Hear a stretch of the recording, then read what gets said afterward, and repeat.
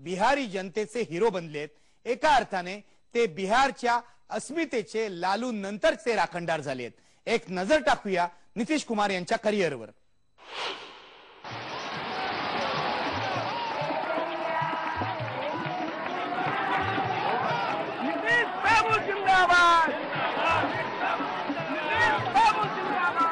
नितीश कुमार इतर बिहारी राजकारण्यांपेक्षा नक्कीच वेगळे आहेत। त्यांनी मोठमोठी आश्वासनं दिली नव्हती। सतत जातीयवादाच्या बदलत्या समीकरणांच्या बिहारमध्ये ते विकास आणि कायदा आणि सुव्यवस्थेवर बोलतात तेव्हा त्यांचं वेगळेपण जाणवतं।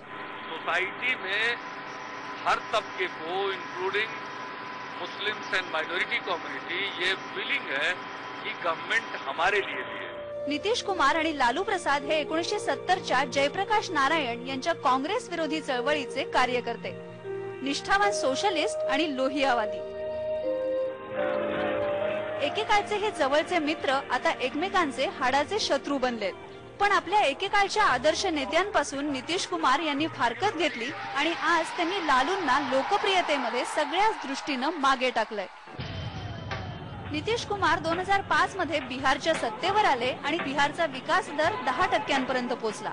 बिहारमध्ये 2000 किलोमीटर पेक्षाही जास्त रस्ते बांधले गेले आणि सगळ्यात महत्त्वाचं म्हणजे त्यांनी बिहारी जनतेला जातीच्या समीकरणांमधून बाहेर काढलं आणि बिहारी माणसाची नवी ओळख दिली।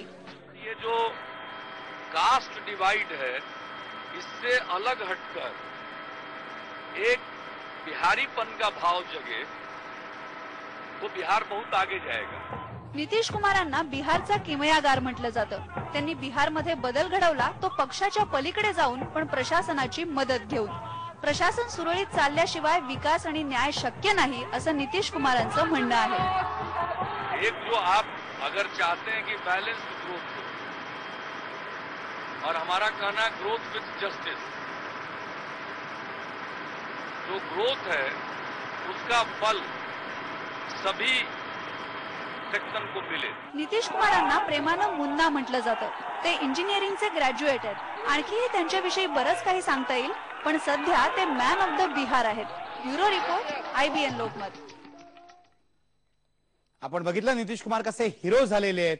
नितीश कुमारांनी हिरो बनताना बिहार